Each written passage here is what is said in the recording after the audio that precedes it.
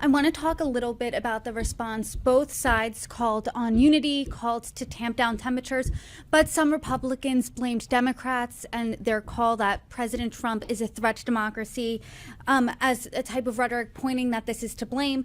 Also, the New Republic's cover earlier this month, the magazine cover, showed Donald Trump as Hitler. Do you think that this type of rhetoric is to blame for the assassination attempt?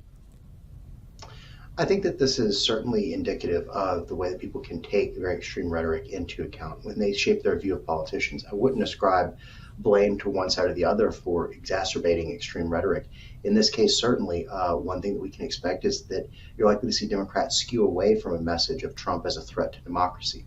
That's been largely nullified by the events of this week, and certainly Republicans and Donald Trump have a very direct counter to that it was him who faced the largest risk here. He was the one who was attacked, and therefore he is not a threat to democracy, or at least the threats to democracy come from multiple directions.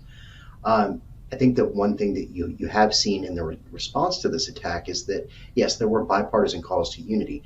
House Speaker Mike Johnson, President Biden, both espousing the same general message.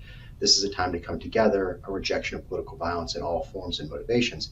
You also saw responses that really framed the us versus them dynamic, most notably from Senators J.D. Vance and Tim Scott, two of the frontrunners to be Trump's vice president. Those were not responses that exist in a vacuum. I think it's reasonable to say that they were at least run by or at least checked with the larger campaign apparatus. And so I think that's more indicative of the direction of travel in terms of where we're headed.